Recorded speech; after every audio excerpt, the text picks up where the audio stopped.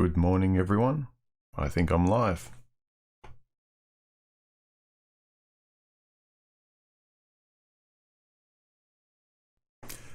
Hello, hello, hello.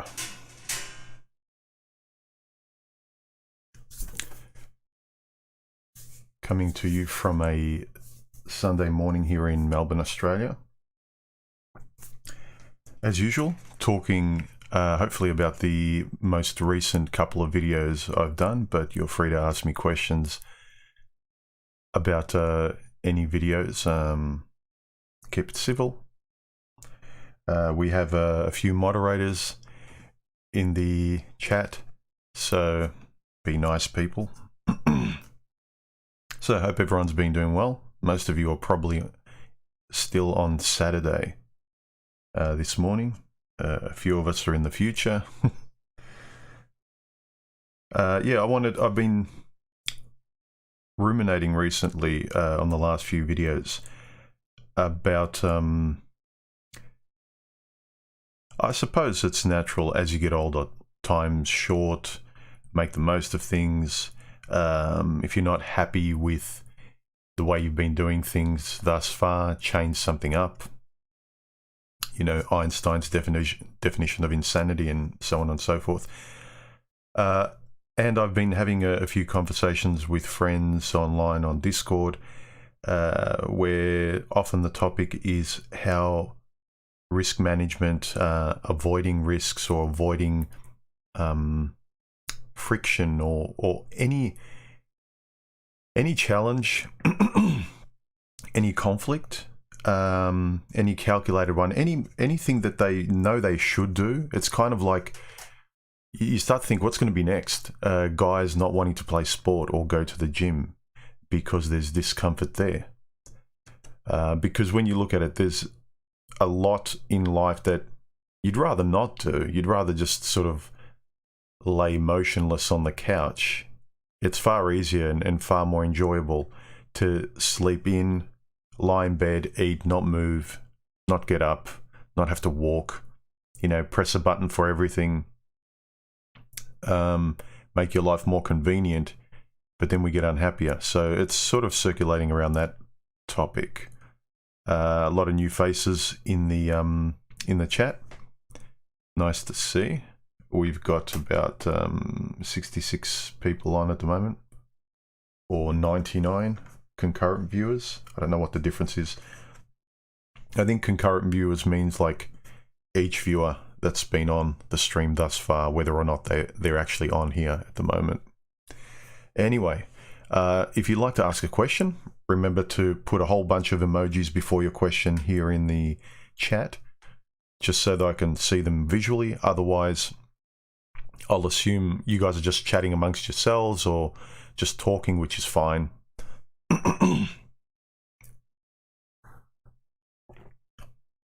I've tried making my coffee in a different way this morning, this week. It's actually been really nice. I'm not a fan of really milky, creamy coffee, but then I'm not a fan of flat black coffee either. Somewhere in between. And I found that straight coffee with 3 teaspoons of cream is probably my favorite, or 4 teaspoons. Anyway, back to the show. So yeah, the topic basically summed up in one way. There's a difference between jumping out of a plane with a professionally packed parachute and simply jumping out of a plane. Now ponder on that thought for a moment, gentlemen. That's the central issue that I've been thinking about recently. I referenced me avoiding going to the dentist. That was something I'm avoiding. There's other things that are not frightening, but even positive that you want to do, but you just never get around to it. It's almost like you're leaving dessert for last, always. So there's things that aren't fearful. You just want to leave dessert perpetually as something to look forward to, and so you never get around to it. I'll start doing my hobby, that thing, that project, adjusting my life a little bit. It's nothing scary, but you just don't want to do it because you're worried about what'll come afterwards. And I know there's a lot of survival instinct at play there as well. Your body's telling you, No, don't change your state. We're alive today.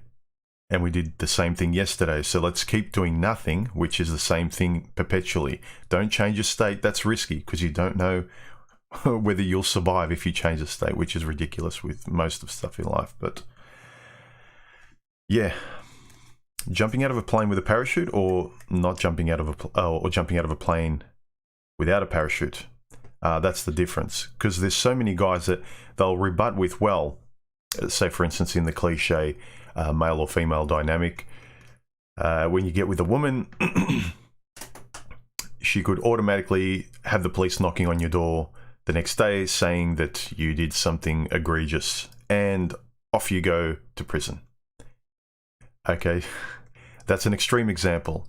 Now you can lock yourself in a cage by thinking up the most creative extreme examples, but then it negates who you're choosing to go out with. Yes, people can act, but we all know there's ways in which to make the best choice when you're taking a risk, which is called a calculated risk. So when you buy a car, you just don't run into a car dealership and scream out, give me any car you want, I don't care what you give me, I'll pay you this amount of money. That's an extreme example too.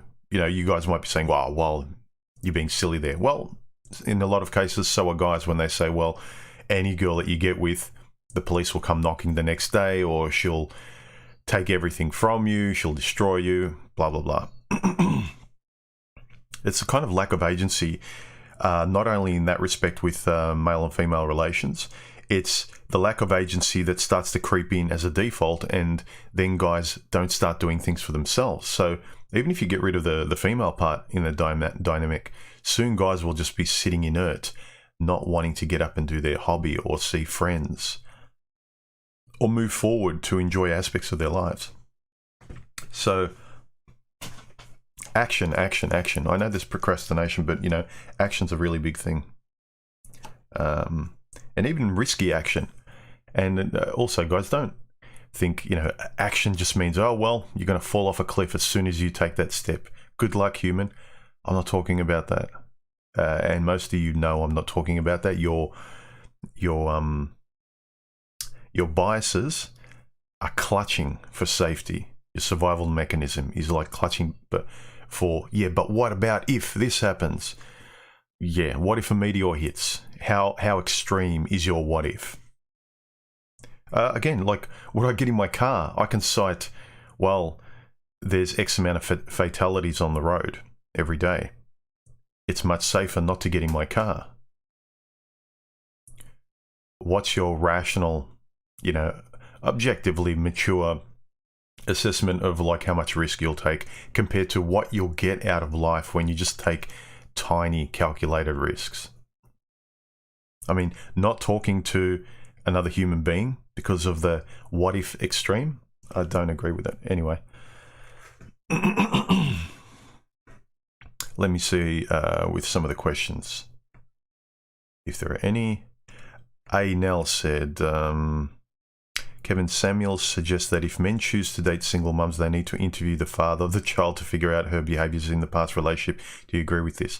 I wouldn't go to that extreme, but I would say a lot of, not a lot, most guys, because they like the female, on dates, they will avoid any topic that might be questionable because they don't know her.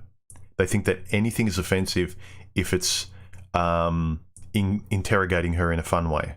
But I do it all the time because I don't want to waste a second date with her. I don't want to waste her time or my time. So I will, in a fun way, delve into her past, my past.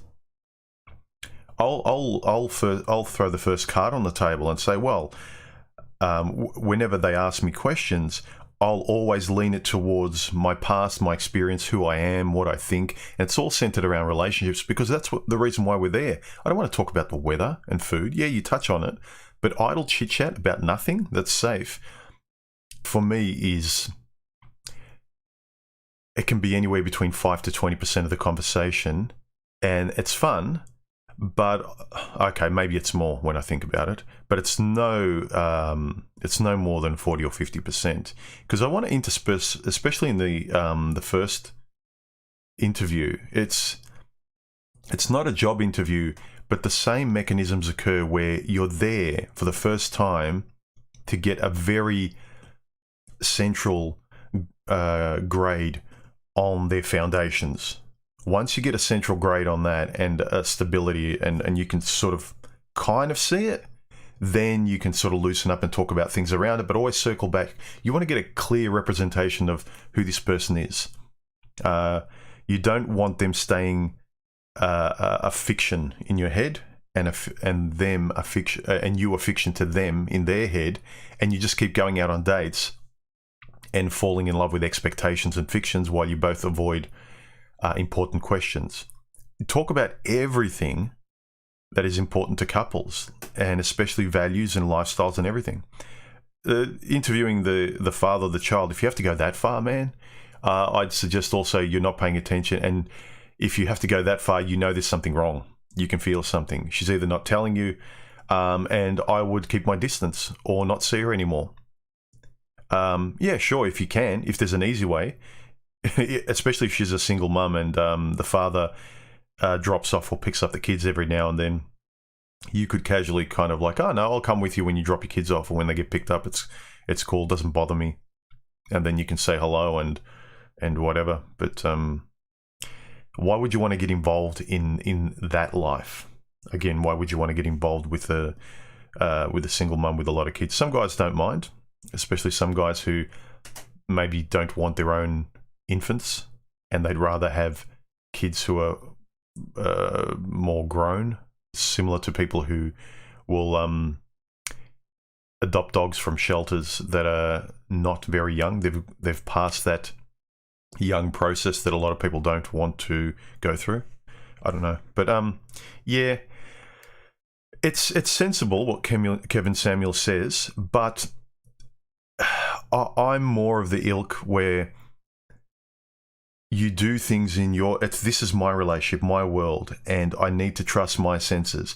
If I can't ask her the questions I want to ask, if I'm holding myself back because I don't want to offend her, and I'm trying to covertly go through the weeds when she's asleep behind her back, be some secret agent when someone's asleep and rifle through her drawers. I want to be completely honest. When I ask a question, answer it. And I'm going to ask it politely in a fun way. I want you to answer my questions. Obviously, there's some things that come out later where it's on the first date. If someone's got some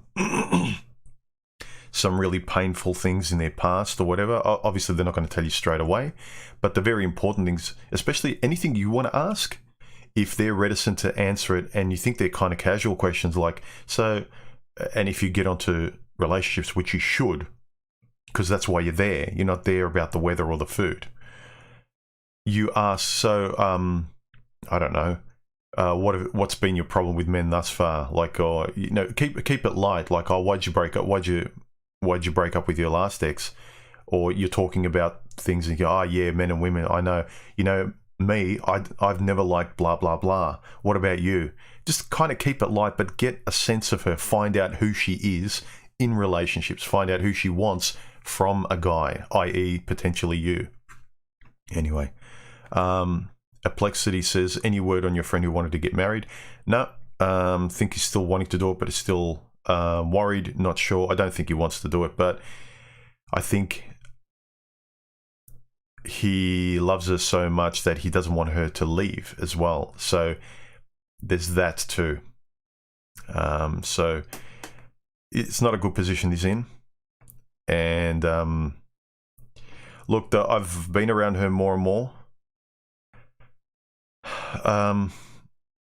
My impressions of her now are better than when I met her, but still, anyone who gives you an ultimatum is never a good sign. So yeah, he's still planning to propose to her in the near future. I don't know when that'll be, but he's not comfortable and he's very nervous about it.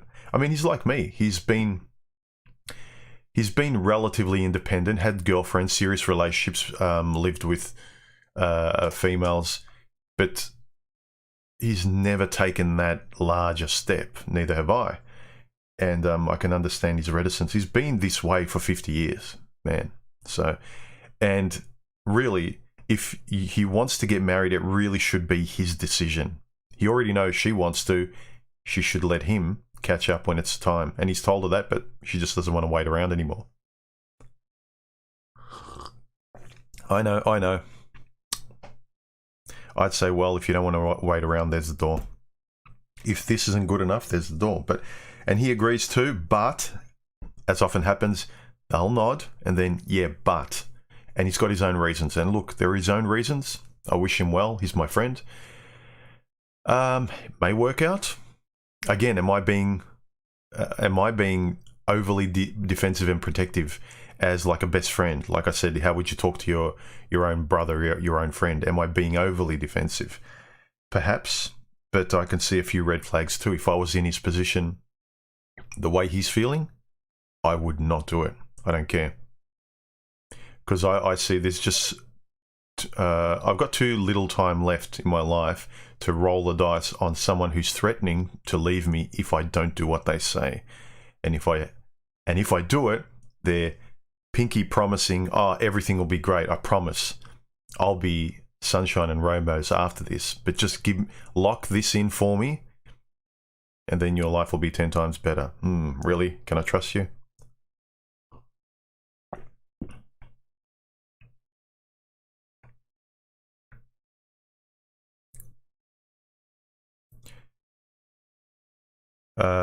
Non-white knight says, human, this current conversation appeals to me as around 10 years ago I was diagnosed with this dysthymia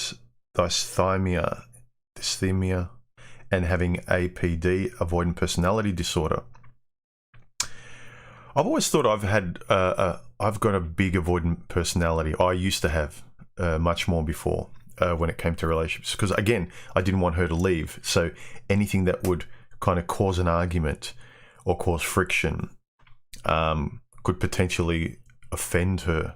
I never wanted to do that. My instinct, which I suppose is most males' instinct, is keep her smiling, keep her happy, and when you have to say no, need to say no, if you have to put her in her place because you're being righteous, it feels like, oh, you're not making the woman happy, she doesn't feel safe.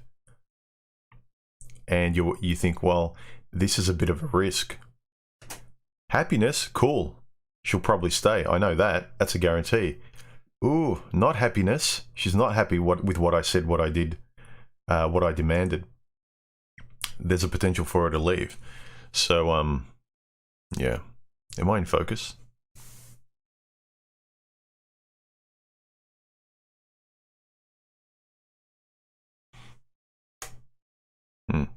Anyway.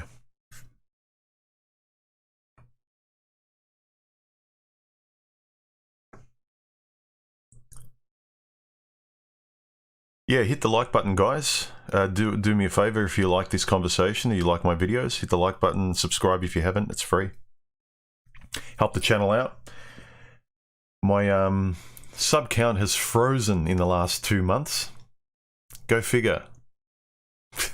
Apparently, your channel grows, you do the same amount of work, and nothing really changes. In fact, the quality of my videos has improved, and it's hit a certain point, and it's gone amp. I suppose I like consistency, though, so...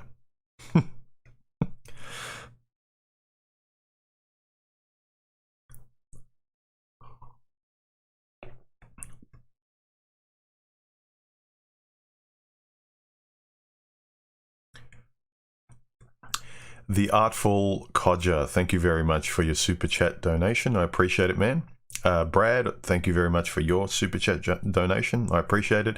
Brad says, don't walk on eggshells around women. Yes.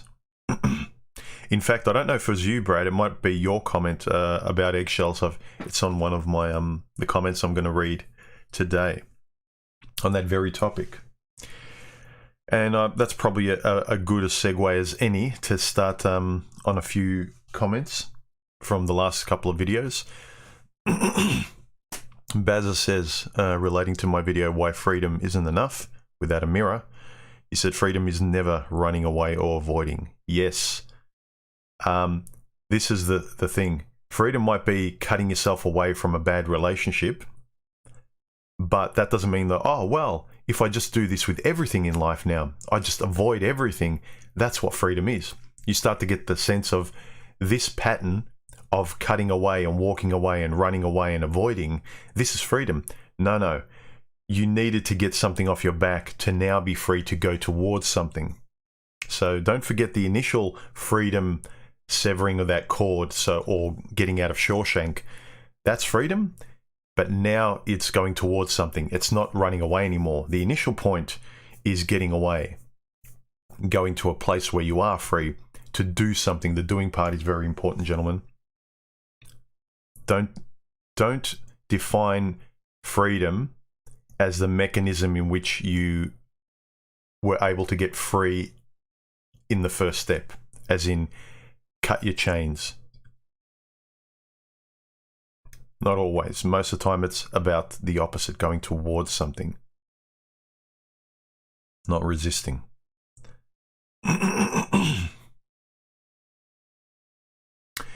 A. Nell says, Human, you always say don't raise your standards above the person or things you're dealing with.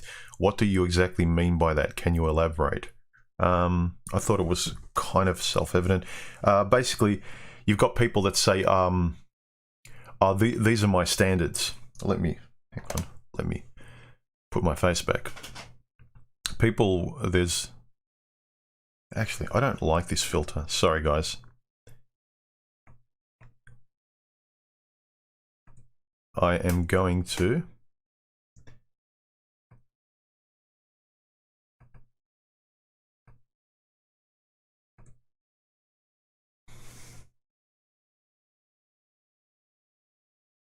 that's a bit better.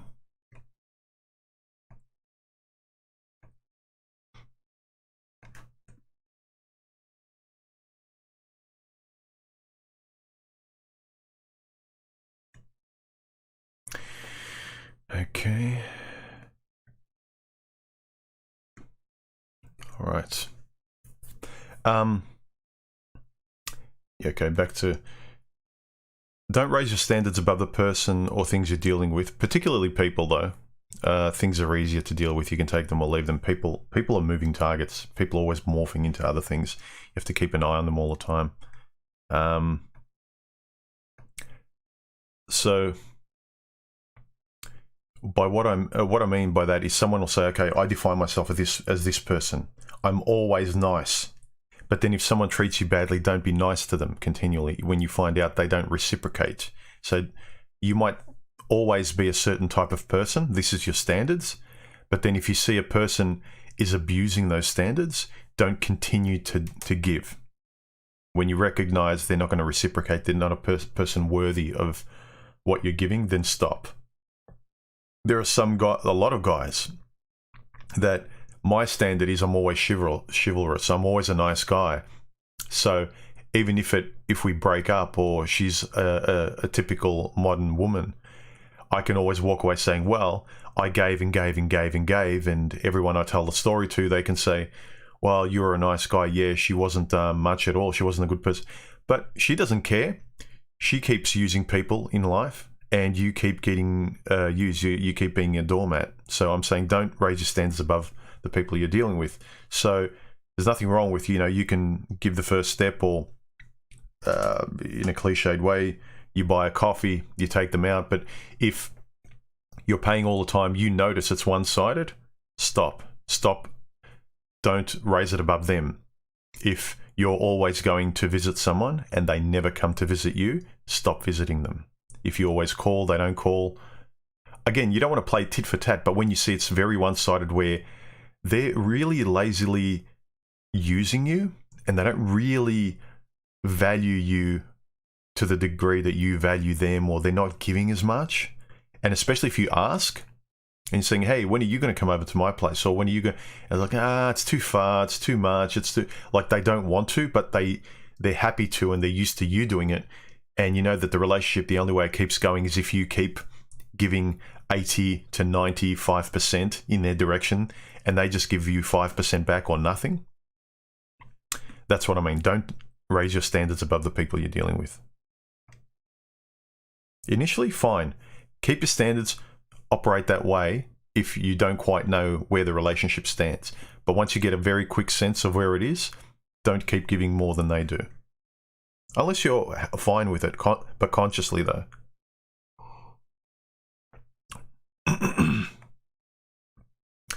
Remember to put a whole bunch of emojis next to your question if you want me to read it out, guys, and keep them civil and sensible. Just to let you know, I'm not really into big, massive global world building things like where will the world be in 5 years? What about feminism? How do you think that in the social milieu opposes the political structure of blah, blah, blah? Like, don't care, don't know. And if I don't answer a question, it's probably because I have nothing to say other than I'm not sure, I don't know.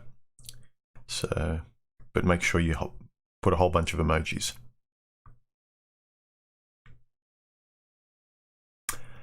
Just the guy says, getting married is way riskier than jumping off a plane without a parachute.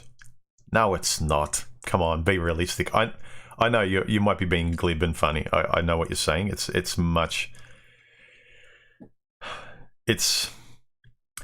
jumping out of a plane. Getting married in today's environment. Again, how? I always ask guys this question. I asked a guy last night. They were talking about a different topic. It's always contextual. So you could say, don't get married. No. Back up. This is kind of like a soundbite answer or a soundbite discussion. Don't get married if you just met the woman. You don't get a sense of her. You can't trust her. This is, of course, if you want to get married and have kids. I have to qualify this for all the spurgs that are going to go, oh, but human thinks we should go on the plantation again. How long have you known her? Have you known her for a long time to trust her before you even talk about moving in? Before you even talk about your plans for the future? Before you even talk about getting married or whatever? Like, I'm talking years, guys. A lot of these guys say, don't get married, this always happens. And then you dig deeper, it's like, oh yeah, we met and like a few months later we moved in together or we got married or something. It's like, yeah, okay. Yeah, that's really risky, if not reckless. I'm talking about doing the most, if you know you want to do something in life, do it the most sensible way you can. Put it this way, what would you tell your young daughter or son if they were charting a course similar to yours that you knew in a very large probability may result in them being in danger, being hurt, never coming back from a point in their lives being ruined? Treat yourself with those same sensible kid gloves. On the same token, you will allow your son to skin his knee and learn what it is to... Sorry, that's the wrong... Not that. That. Like, your son needs to learn how to fall down and skin his knee, learn what low-level pain, friction, challenge is. Get a real tactile sense of what life's about. That's what I mean. I know it's easy online, guys, for a lot of us to kind of glibly cite these extreme examples. Like, what if this happened? What if a meteor hit? Or what if she became... Yeah, but all women are sociopathic narcissists. It's like, no, they're not. What's your vetting process too?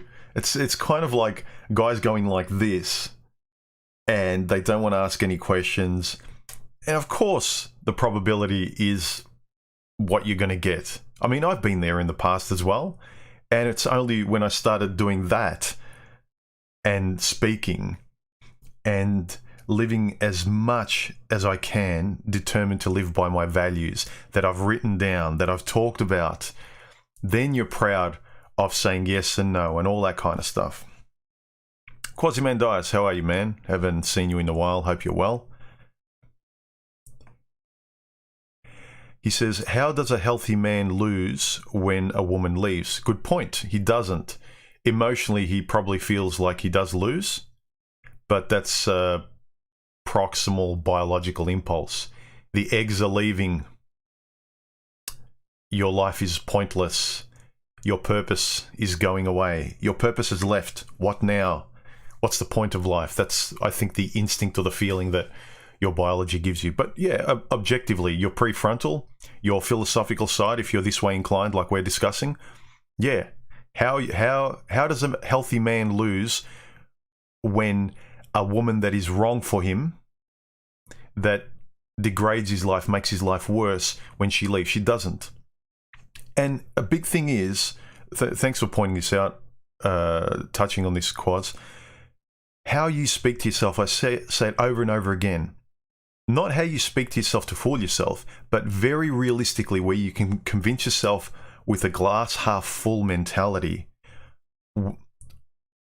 as opposed to the glass half empty, oh, woe is me, I'm a loser, she left, I'm no good, what am I going to do, I'll never find anyone. Not that. Guys keep forgetting that when garbage leaves, and I'm exaggerating with the garbage, it just may be not your thing, and you know it's not. If you think back to why you broke up, you will acknowledge, oh, okay, I remember the flashback now. Take out that mental snapshot, that photograph, that moment of when you had enough, why it was irreconcilable.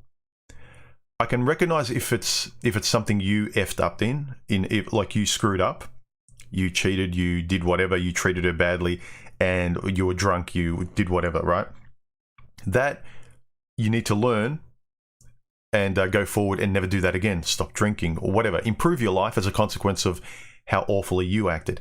But if it was the examples that many rational guys speak of here, where you, on aggregate, you tried and did much more and you still failed. You haven't lost, you've gained. So now you can give that to the world, other people, women, the next woman, if you still want to be in a relationship. Because don't forget, the longer you're with a bad woman, a bad relationship, you negate the rest of the world. You negate the next woman that could be better for you. I'm not saying the monkey branch, but if you know you're in a situation where it's bad, you're in a bad marriage, bad relationship, and you feel like, oh, well, I'm locked in, I promised, I signed on the dotted line, especially if you don't have children, man, if you're a nice guy, and even if it's not a nice guy, just two incompatible people wasting their lives with each other. That is, in terms of like universally biologically, what a waste. What a vacuum. Like two people behind glass trying to touch each other. Like, find people and find your life where you can actually touch it, in a tactile sense, where your senses reciprocate, where you're open. Stop living behind glass, gentlemen. But yeah, talk to yourself in a glass half full mentality that makes sense, and you know it makes sense. You're not losing if you get out of a bad relationship with things, people, routines, romantic, platonic, and you know it's true. And that's why I say also, don't sit still in your four walls and drive yourself nuts mentally. Get out there, get on with life, and meet people, meet things and routines that will get you back connected with where you're supposed to be. You might have taken a wrong turn, but to think that the wrong turn is you is ridiculous. You know where the right turn is. Get back on your freeway, gentlemen. Sorry, too many cliches, metaphors there.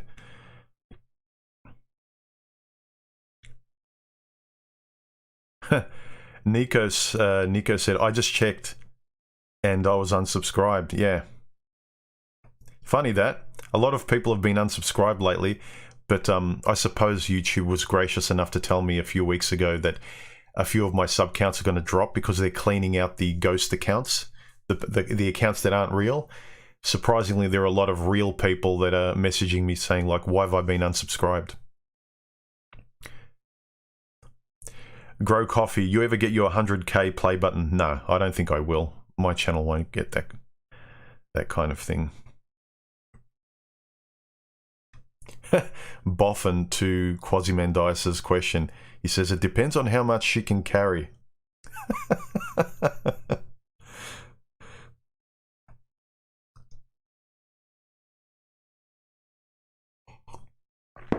Hey, Donna.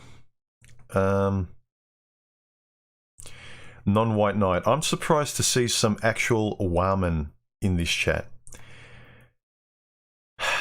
What's wrong with women, man? I make my content for man. What? This is one of the reasons I've discarded the MGTOW moniker for myself a couple of years ago, because it's become you pretend women don't exist in the world. I make my content for men. I'm not making it for women, but I don't exclude women who want to listen to what men have to say and have a civil discussion and not bait and not stir things up. Similarly with guys, I don't welcome guys on my channel who are trolling either, who don't want to talk maturely about these discussions. Being a man isn't just, spelling women with a W-H-A-M-E-N. So there aren't very many women who watch my channel, Non-White Knight, but as well, I think it's refreshing that there are a very small amount of women who can talk normally without using the feminine typical side all the time and just talking about the topics at hand and not trolling and baiting and things like that. So relax. Because she's a woman doesn't mean she's a nutcase. But the probability is much higher than with guys, especially when you're talking about concepts. Don't confuse that. When you're talking about relational concepts, men, women, life in general, women tend to steer it away from the concept, and they tend to steer it towards something subjectively personal. Well, my friend Nancy, I agree there. There's a different dynamic there typically between men and women. But when you get other women who know, like for instance, know how to discuss in a place that's where the topic's being discussed in a certain way, I have no problem with women coming on, watching my content, being involved in the chat. As you can see, Donna has a wrench. She's a moderator too. So, ooh. Am I going back to the plantation? You tell me.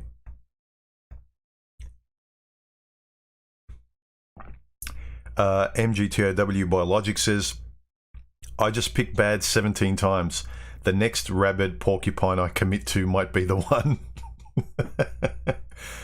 Again, are you changing your vetting process? I mean, after 17 times, have you been doing it the same way? And have you been going in, interrogating them in the nicest, most fun, caring, dating way for a long period of time to let the honeymoon phase fade, where most women stay passive, quiet, they mimic you, they're agreeable, they want to lock you in, and then little by little, I was talking about this last night on the chat, where then they come out. Because typically that's what happens, is because women can afford to be passive, not say anything. A man can go out with a woman, be in a relationship, and she hasn't said much. He doesn't know much about her. Is this the fault of the man? Sure, partially, but also the fault of the woman if she's being agreeable and not revealing herself and just saying yes to everything you want. Well, some people say, well, it's your fault for not recognizing it, human. Is it? I mean, I can't go into dates not believing anything she says. Like, you are not going to be yourself. You are not going to enjoy life, the date, if both of you are like this, at arm's length, putting on a mask. I refuse to. This is my date. This is my life. I want to enjoy it. And by the way, I come forward and I'm open and honest. I'm trying to get her to feel like it's cool. Be the same. I'm just me. I'm having fun here. I'm trying to get to know you. Open up. Who cares? If you don't like me, if I don't like you, nothing lost. It's one date. But let it all out. But most women don't. If they like something about you, again, like men, they don't want women to leave. Ooh, the eggs, don't go away. Please, I'll say and do anything. I'll put on a chivalrous mask. I'll talk about the weather. I'll talk about the food. I'll avoid everything except for the important subjects I need to know to feel secure enough with you to feel more open. No, I'll avoid all those topics. And what I'll do is idle chit-chat. And I'll get to the point of marrying and impregnating a woman I know by no other means other than idle chit-chat. And when your friends ask you, you know, and when you sit down, you see these couples where they get psych tests where they're separated and they're asked a whole list of questions. I think from memory, Quasimandias had this happen to him, where you ask each other very personal questions about the values, character, details of the other person. And it's really revealing when you come back how many questions you got right, how well you know the person. There's so many people that have kids with people they score poorly on those tests. They know nothing about them. They wanted the girlfriend object to stay there, and now she's a wife object. She's not a person. And correct me if I'm wrong, gentlemen, don't we all want someone to see us and be that friend, have a relationship with the person? And I can already feel a lot of guys laughing and human, you're still blue, P-I-L-L-E-D. Hate it that I have to spell out these words instead of say them. It's kind of like, you still aren't red paleted enough to recognize that all women are the same. Well, if they are, I don't care. I am going to be myself, as open as I am with my family and friends and the people I meet. I'll have true relationships with people I can eventually trust. That's the life I'm going to live. I'm not going to pretend to have intimate relationships with people with archetypes I can't trust, with these kind of cardboard cutouts I can call people. You guys are free to do that. I'm not doing it. I tried to do that in my 20s and 30s. You listen to the game theory and all that rubbish. It doesn't work. Tell me how it's going for you guys, acting tough and macho. Learning game and all that theory, going up, notching up notches on your bedpost and things like that. Do you really feel free? Can you sleep at night? Can you speak well? Are you free in all ways? What's your routine like? What's your health like, mentally and physically? Tell me, be honest, instead of getting on a podium and putting your cape on and, you know, putting your fists on your chest and saying, I'm Superman. Mr. Highway, thank you very much for another donation. You're really generous, man. I appreciate it. Mr. Highway says, big difference between walking away and running away. Exactly. I'll run through a few more of the comments in the last few videos, because a few of them actually mentioned a few of the comments you guys have been saying, and I'm not sure if some of you guys were the ones that said it. James H. on why freedom isn't enough without a mirror. He said, freedom is not the goal, but we need freedom to decide what the goals are. Yeah, or start taking steps in the direction, because if you're not free, if you're in a bad relationship, again, when I say relationship, it covers things, people, platonic, romantic, everything. For me, everything in life is a relationship, things and people. If you're not on track to your more autonomous, free direction, your goals are almost pointless, because you're walking through mud, or you're chained to a wall. Fly Guy N on never avoid things. He says, I'm going to stop avoiding tomorrow. LOL. Okay, joke. It is human nature to avoid discomfort, the unknown, the burdensome. The key is to subject human nature to human wisdom, and knowing that through the discomfort, the unknown, the burdensome resides a world of life and growth. Yes. Do you desire growth? Then you must desire discomfort, the unknown and the burdensome. If you desire to see what is over the horizon, you must do what it takes to travel over the horizon. I really like that last line. If you desire to see what's over the horizon, you must do what it takes to travel over the horizon.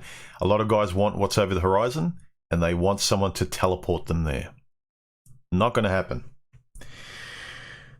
You see it in people wanting, you know, some quick fix in health. Like, how can I get jacked and look like a Mr. Olympia competitor without doing what a Mr. Olympia competitor goes through?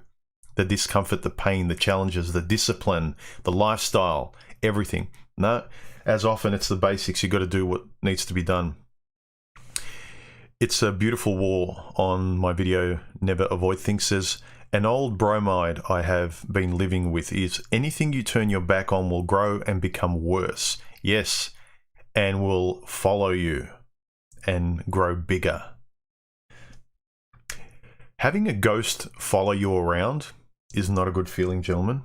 Not a good feeling at all. I've said it before I get, what is he? Number 5. I said it before.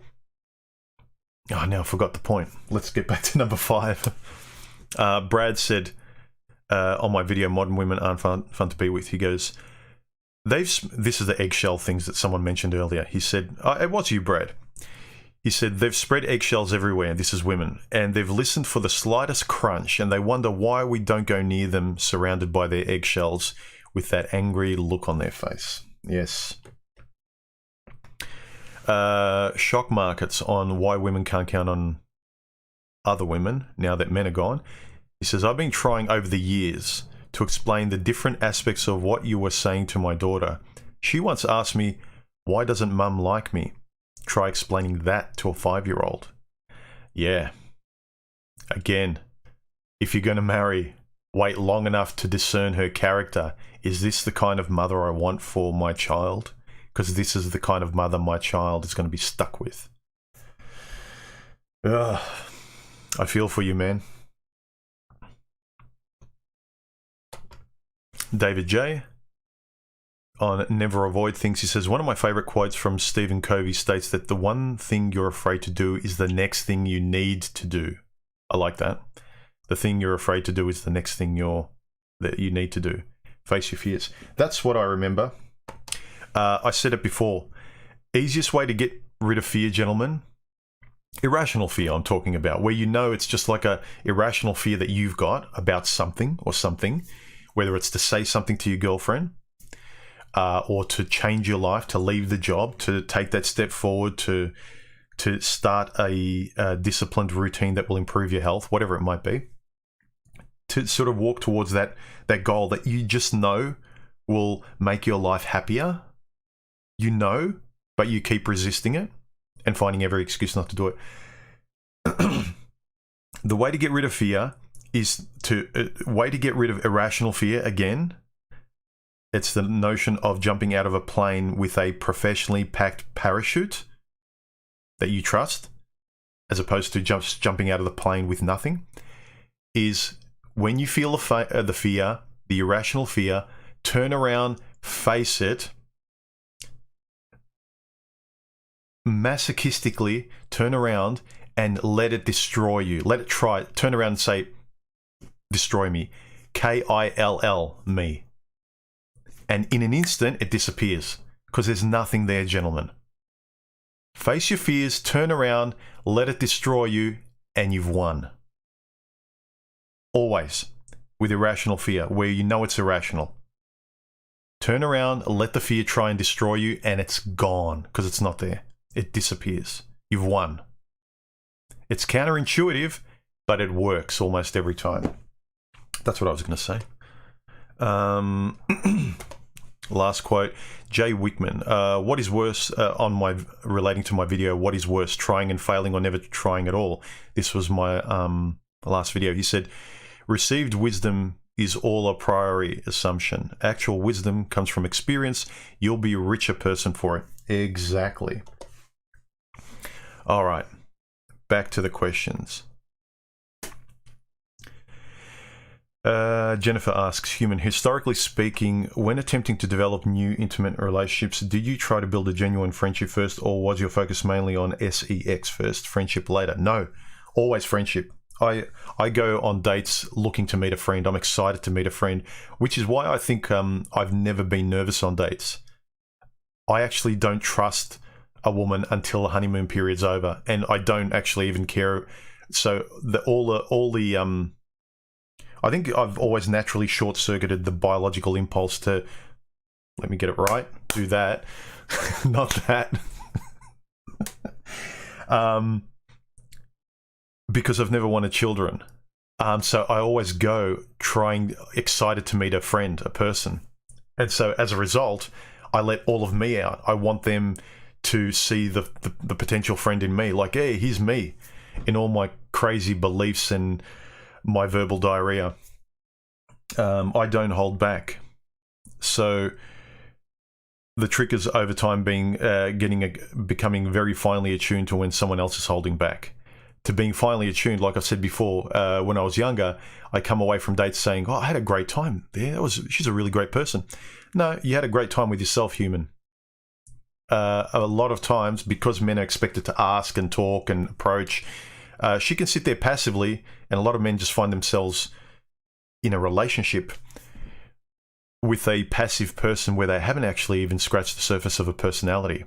They've been dazzled by the way she talks, her smile, her body language, her inflections, but nothing substantial.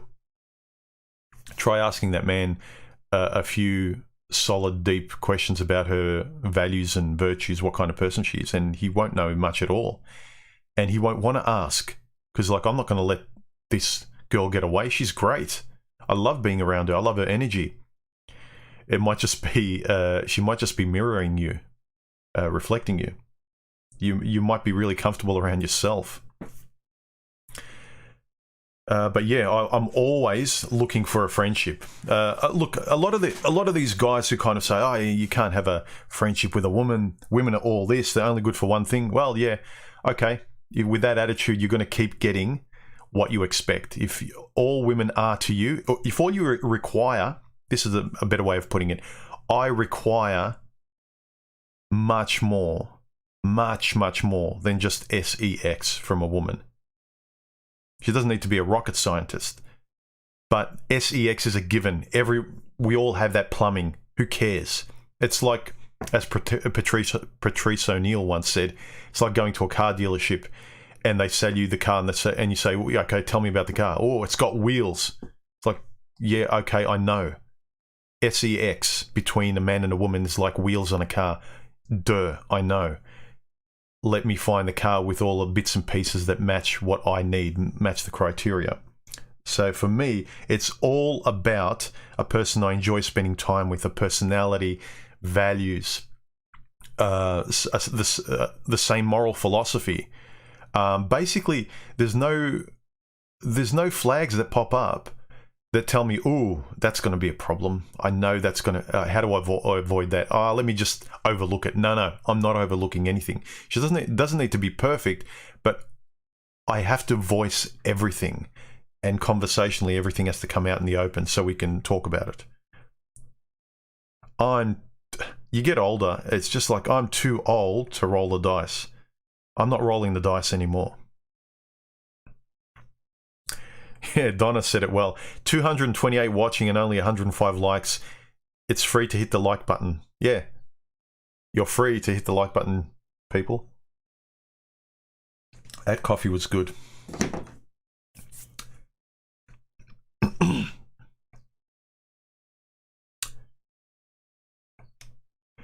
D. Gordine says, "Human, your thoughts on when men go about pursuing their dreams and hobbies, especially in a group? Some women have to infiltrate to break up a movement." Women perceive any men-only group as negative. Women have this kind of itch to kind of be involved all the time. I think it's their survival instinct. If they're not part of, like, next to the sort of find out what men are doing in a nervous, insecure way, they need to know what's going on. I think it's just part of their nature. It's got nothing, like, again, it's when you talk for men, a lot of modern women's reaction is you're talking against women. They need to be involved. They need to be part of writing the script in the conversation. And a lot of times, no.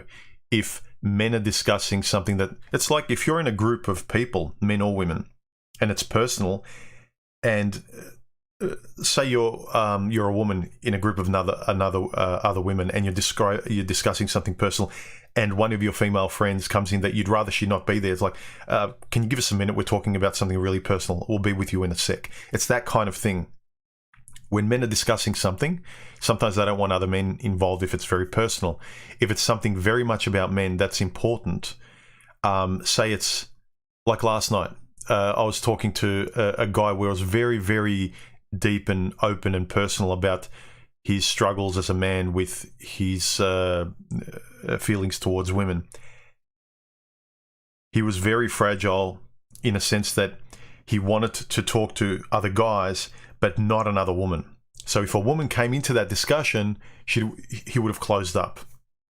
But women can't help it. Well, why can't I be involved? What are you afraid of? It's like, go away. You don't need to be involved in everything. Just like I don't need to be involved in everything to do with women.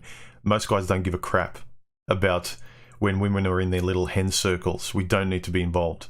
I'm going to catch up with the girls. Cool, go. I don't care. But if it's the opposite, I'm going to catch up with the guys. Why? Where are you going? What are you doing? Let me know where you've... Yeah. Biology.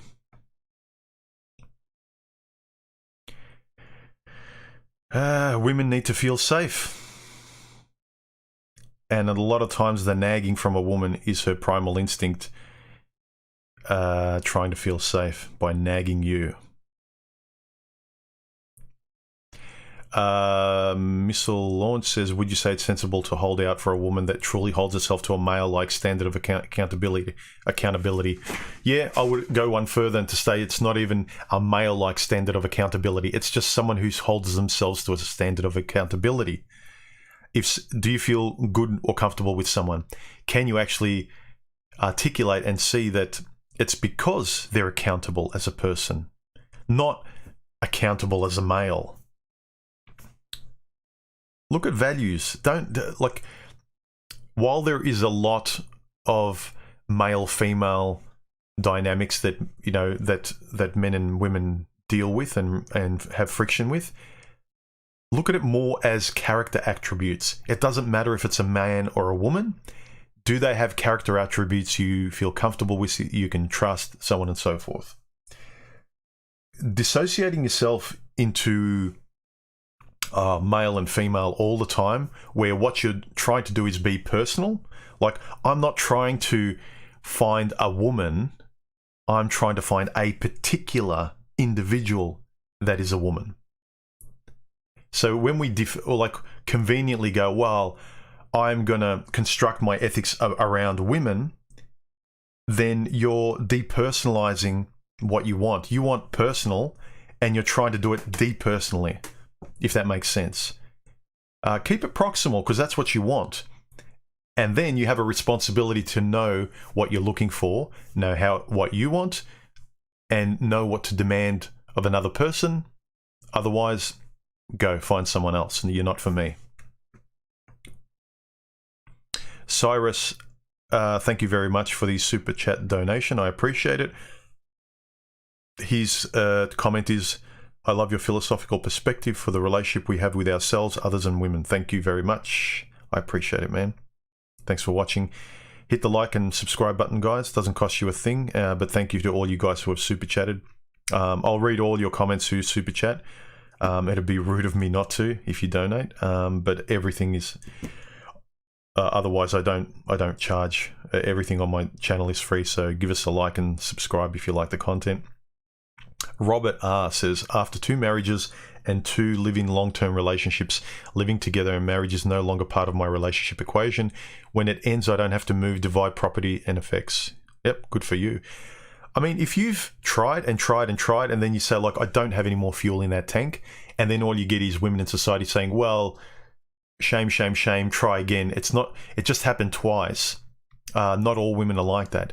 Again, would you say the same to a woman who's gone through really bad times like that? She's been abused.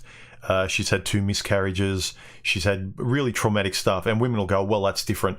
Well, a man can't have a miscarriage, but don't discount a man's pain. That's what men really dislike, when women in society laugh and go, well, you don't give birth.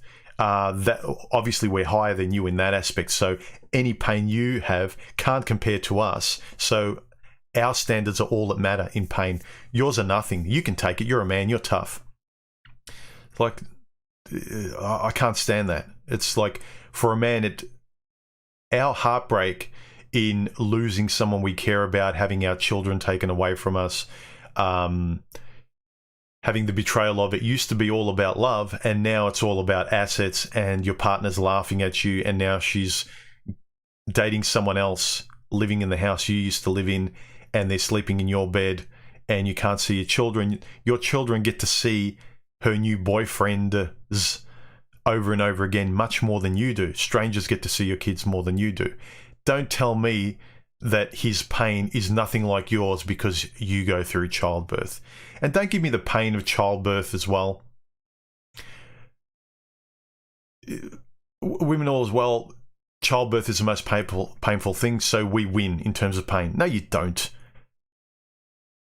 You can, like, let's take an objective test. I get the same amount of force, like a guy punching me with the same amount of force in the arm, and I'll get him to punch a woman in the arm. Who hurts more? Who can take a larger blow? Me. I can take more pain. So the pain I feel when it really hurts me is probably more than what a woman can take. I can't stand it when they discount men's pain like it's nothing because we don't give birth. Yeah, you can't do a lot of stuff we can't do, but at least men have the objective, abstract notion of being able to see, like, I understand women aren't like me and they experience things that I don't, but let me try and sympathize that their pain is real and let me not be an a-hole.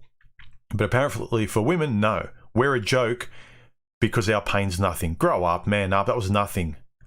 Okay? How about we start doing it to you, which men are starting to do, and women don't like it. Simply because women refuse to wake up and start sympathizing with a man's pain.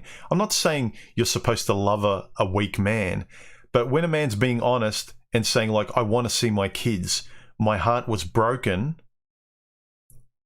don't, that kind of ignoring men, it's understandable. Because, like I said, if you're a woman that got ignored, abused, like imagine you're a woman where a man took everything from you, abused you, laughed from you, took your kids away from you, and is telling you to woman up. How many times does that same message have to happen to you before you say, I'm done with men? And I wouldn't blame you. Anyway.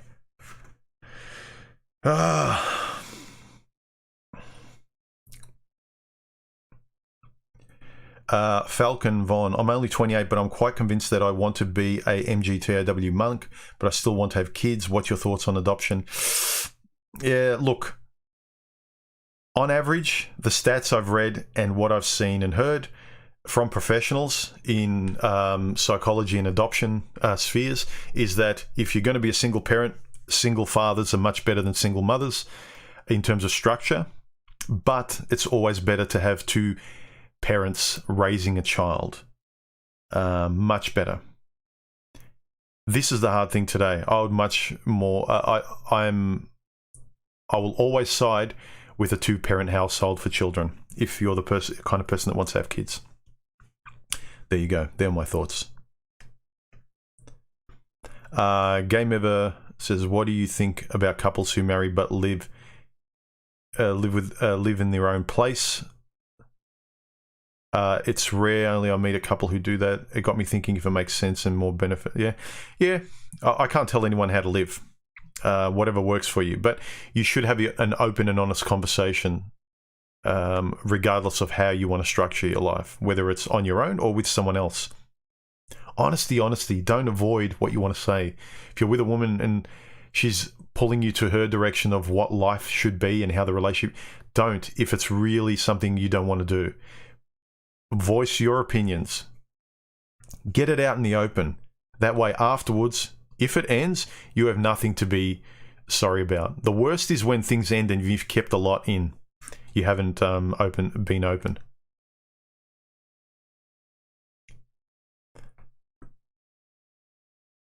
Nothing. Thank you very much for your super chat donation. I appreciate it. He says, "Oi, when's the next panel chat? Much loved." As in a conversation with someone. Yeah. They kind of pop up organically when there's a topic and me and someone else both agree we want to do a chat together. So I don't actually plan them. And also this time, I've got a lot of my plate, including my YouTube stuff. So it's a combination of topic, right moment, availability, things like that. So I can't give an exact answer, nothing, but I think I'll have much more. I'll have more chats in the future, and they'll be on my chat channel.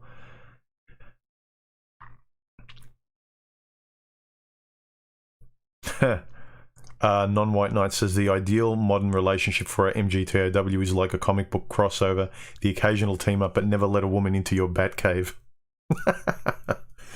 Yeah. Well, that's the trend.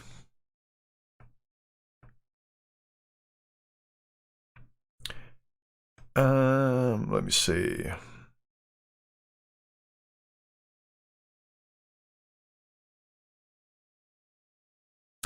Any last questions, guys? We've been going for just over an hour.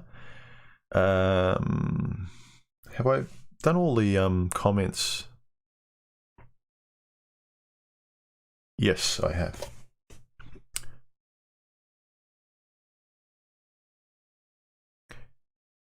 Non-White Knight said, sorry for the confusion. I never said that I had a problem with women in this chat, but was surprised. Oh, that's fine, man. I wasn't. I hope you didn't get annoyed. There's some people, when I give my opinion, I'm not making fun of you. I'm thinking of the idea that you asked and whether I think I agree with it or not. I'm not making a personal attack on anyone. So don't take it personally, please. You weren't rude or anything. I never said I had a problem with women in this chat, but I was surprised. I welcome open-minded women in conversation like this. Cool. Yeah, so do I. Open-minded women I have no problem with. The majority of closed-minded feminists and chameleons I do. Actresses.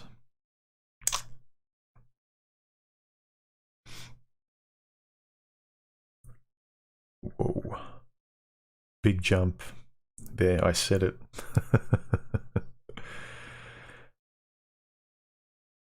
Okay.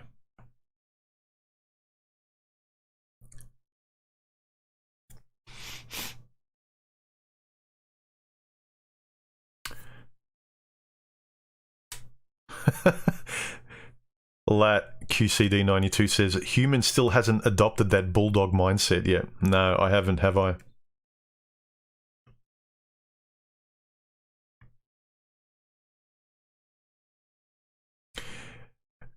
Gumbo says, oh no, human is now blue palleted. Yeah. The moment I colour outside the lines of official MGTOW manosphere doctrine, the moment I assert my, little idiosyncratic individuality, this is me, this is human. Like I'm not a cardboard cutout. I'm not a photostat of everyone else. I'm not a lemming. And there's nothing against lemmings, right? I like sheep. They're cute. Sorry, that was a little bit condescending. I apologize. The moment I colour outside the lines, everyone all of a sudden has a problem with me. If you want to be a safe cardboard cutout with a million other people singing in unison like a church choir, fine. Churches are great. I've never been a fan. I'm a bit, in the nicest way, I've always been a bit too obstreperous, and a little bit too individual, but I think I'm a nice person. I don't like telling people what to do, and I don't like people telling me what to do. So that golden rule, I want to be treated politely. I want the individual who I am, the idiosyncratic individual who I am to be, I want the relationship to be had with that person. And so too, I would like to have a relationship with individuals too, who recognize the world and other people and so forth. People who are sort of empty shells, men or women. I mean, correct me if I'm wrong, gentlemen. How sick are many of you going out with the same empty woman? Where you ask some guys when they've broken up with a woman and like, oh, they miss her, and then they tell you how they were, and basically she wasn't even there. There was nothing inside her, and you feel like saying, what exactly do you miss or you think you love? There is no one there to love. She was empty. Similarly with a lot of guys, you're hollowing yourself out the more and more you identify with a group or a label. There's nothing wrong with visiting that campfire and talking and as an individual associating with hopefully other individuals within groups, but then you're free to leave and be yourself. A live and let live kind of attitude. But there seems to be less and less of that. So I don't know if you were being serious, but yeah, about me being a blue palleted person now. I've plugged myself back into the matrix. But no, I've always been this way. I'm just verbalizing it more and more just to avoid any confusion.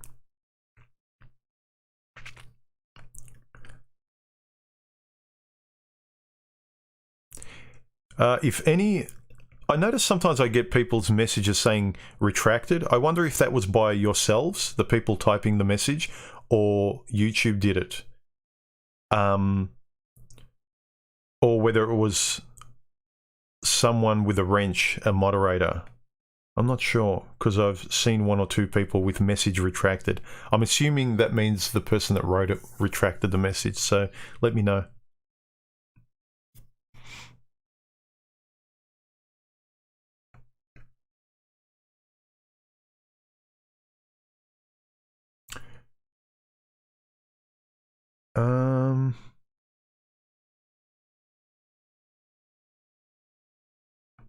Any more questions, guys? Remember to put a whole bunch of emojis next to your question in the chat so I can see them. Jennifer asks again, what method of approach do you take when connecting with a woman you're interested in having an intimate relationship?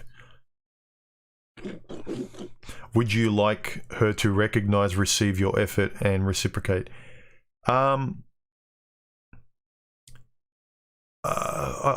As I kind of intimated, for me it's more organic. I try to hang out with a friend and see how well I can get along with a friend. I'm not trying to... Maybe it's because I don't want the goal of children and family, where I can... all I want is who the person is or might be when I can actually see the real them. And so it's just a matter of me enjoying spending time with someone where I can talk to them about what I want to talk to, and there's a sense of both of us being open. So I don't actually approach the subject of committed serious relationship before I'm satisfied in myself that there's enough there that settles me into trusting them in certain ways where I do want to have a monogamous serious relationship with them. So, yeah, does that make sense?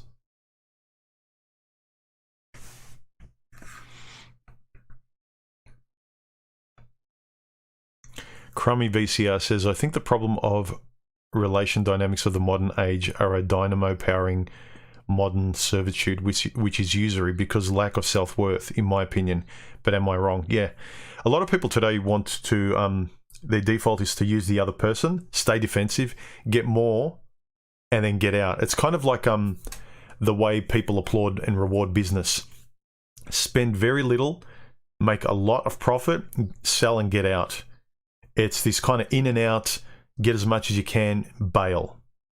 Protect yourself. It's a combination of cowardly, not being there, like almost sending a what's the word? Sending your representative for you on a date with a chivalrous mask on, getting in and out figuratively and literally with the woman, and never being hurt. But at the same time, how much do you experience and how many times do you want to keep going through the same process? I have better things to do with my time than perpetually date, game women, and then brag like this is how many women I've been with.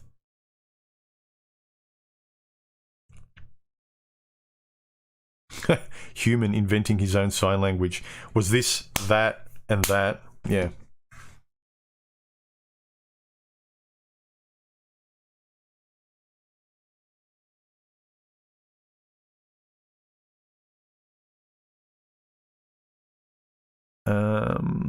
Any more questions, guys?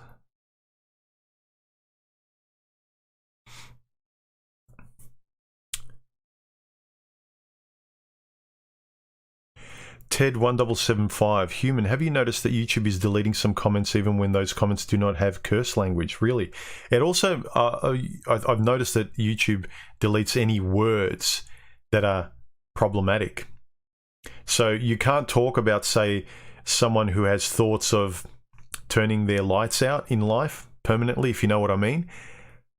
Even if you're talking about it sympathetically, even if you're kind of trying to help someone, you can't actually use the words because the bots don't look for context. They're just looking for the word and they delete.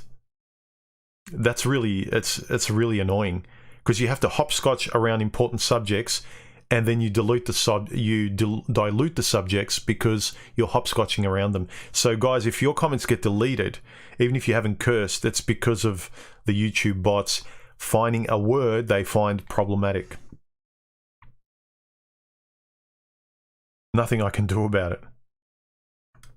Yeah, but I have noticed that YouTube is deleting comments, seemingly tame comments, which is really worrying. I think if your channel gets categorized as one of those on whatever scale they've categorized it, then all of a sudden their bots are really more what's the word? Their bots don't have any more, they have less and less patience for certain words and phrases. But if you do videos of, you do makeup videos, they pretty much let any phrase through because you're not being serious. You know, you're swearing, but it's cool, it's hip. But we're talking about serious topics, so any words on that list is like, no, it's not, you're not joking, so we can't allow it. You can use the words when you're joking, but yeah, it's stupid. I don't like it. Who cares says, it's like we look for reasons to be with them rather than ask ourselves, why should they be with us? Yeah. A lot of guys actually don't, they're invisible when they don't, when they interact with women. It's all about wanting them and getting them. And when you look at it, they're invisible. What does she want? How does she want us to be? How should I act?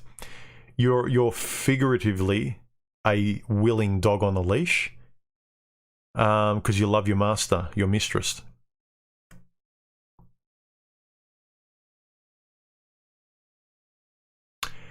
Missile Launch says, this is a fantastic anathema to the massive shot of pessimism I'm trying to process out of my system lately. I hope so. Sometimes all it's required, I've noticed in some of my videos, is regardless of the topic, these live streams or videos, most guys just need you to show up as a semi-friend, as a quasi-friend.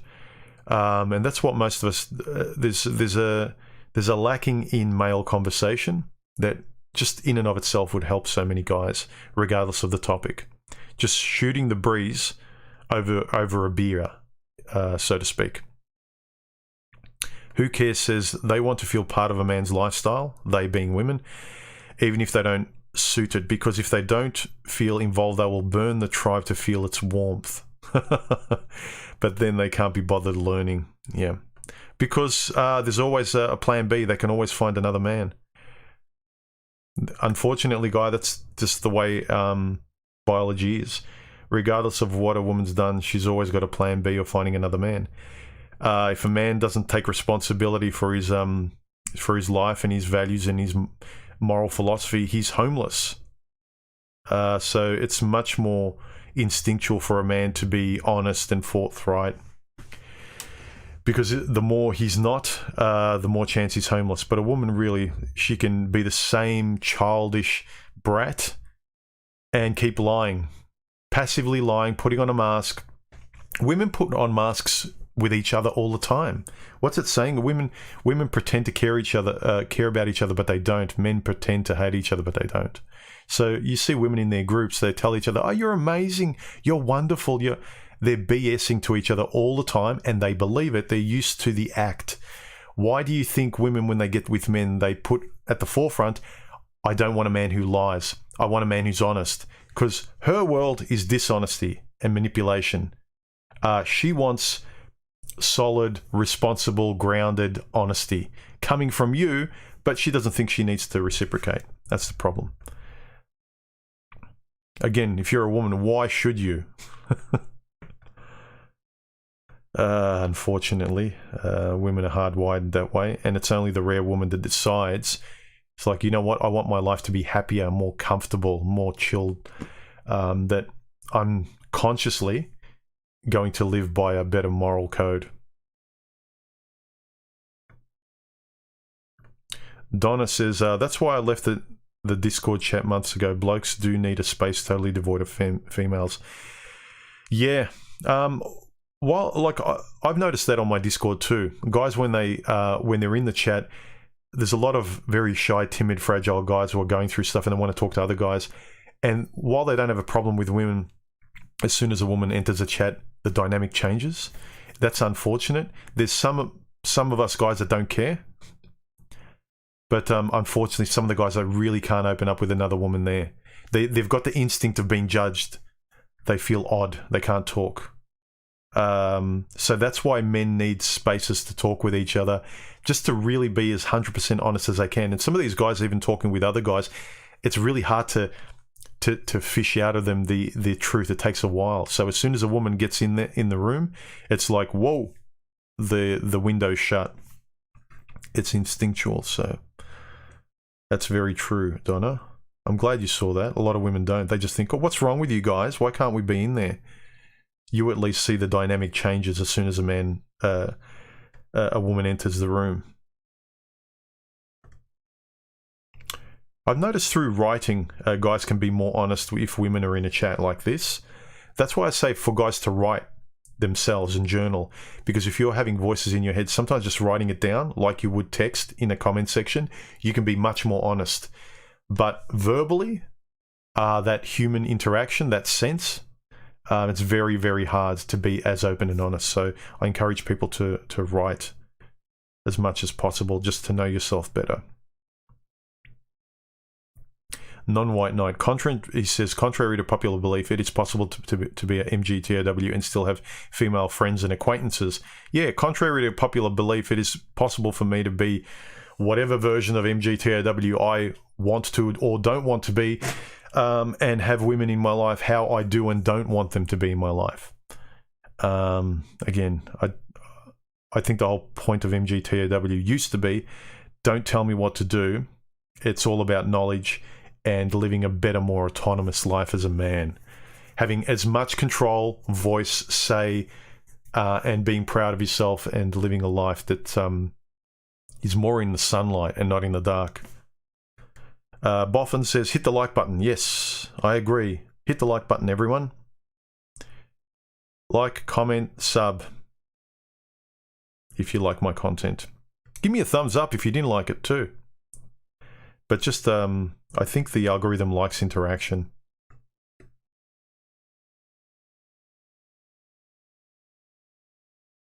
Who cares says, cheap products, i.e. pretty girls, have plenty of customers. Yeah, cheap products are bought a lot, aren't they? Women used to convey that they were more worth a man's time.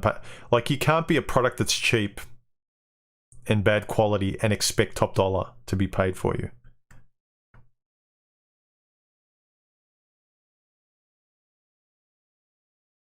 Tokyo Traveler says, if I'm on a date with a woman, I want to know about her ex, how she talks about him, her voice, her ability to take responsibility for her part in the failure of the relationship is important to me. Exactly. Listen to, like, there's so many women, you ask them about these things, their exes, what went wrong, what did you learn? Basically, they described that they were perfect and he was completely at fault. He was 100% bad and they were 100% good. And you can just tell by their demeanor, how they speak, their temper, their bitterness, that that's not true. If you can't see any humility in a person, it's not a good sign, because most likely they won't offer you any sympathy.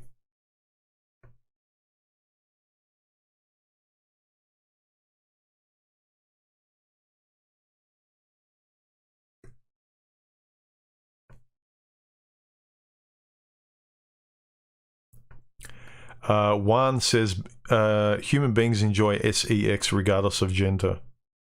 Perhaps, maybe, yeah.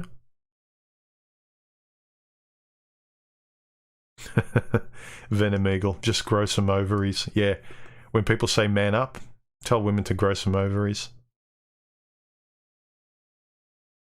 That'll actually hit them hard, especially if they don't have ovaries, if they've had an operation or they've passed the wall. But look, they shouldn't get offended. We're not supposed to when we're told to man up.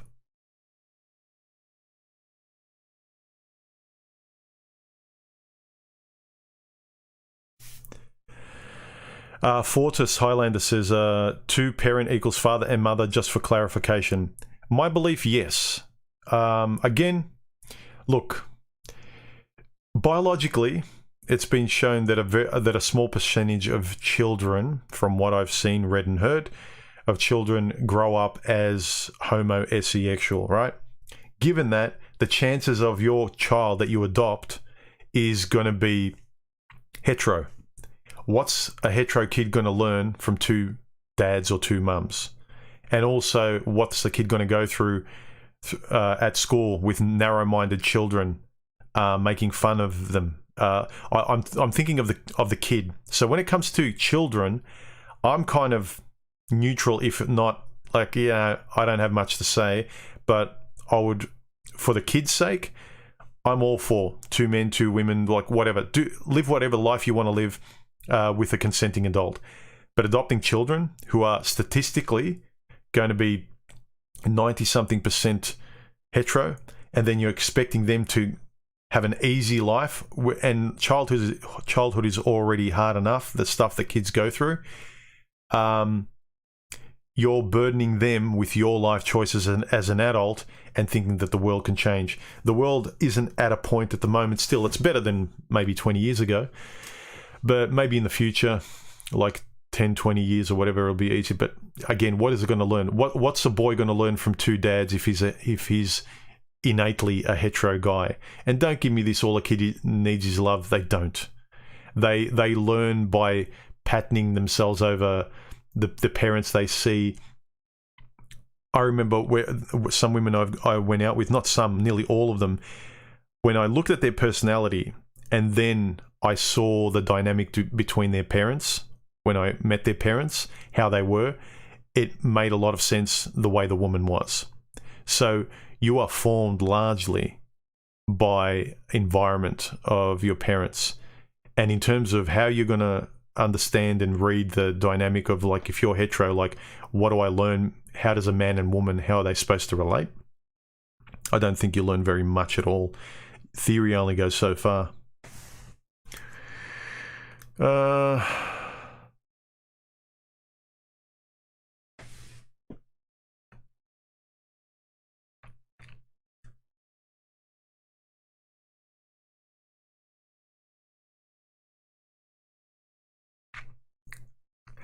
Silver Bullet said, my last date I went on, the chick said after about 10 or so minutes, my last boyfriend said I was a cold-hearted bitch.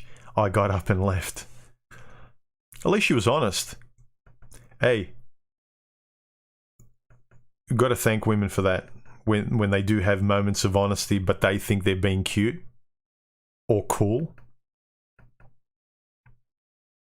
Yeah. But you got to pay attention even when they're not admitting it by their actions. Things like, you go and if she's parking a car and she's holding up traffic because she wants to get some parking spot right at the front, and you say, just go somewhere else, like you're keeping people waiting, and she says, F them, they can wait. That tells you about her personality, how she doesn't care about anyone else except for herself. So you've got to actually read between the lines and observe a lot of those moments, and when all of those start stacking up and you start being able to read her well, don't ignore it. Anyway, guys, I think that'll do it. It's been about an hour and a half. That was a really good stream. A few good questions. I machine gunned a lot out. My lips are getting dry. And I'll see you in the next video. Hit like and subscribe. Catch you soon, guys. Later.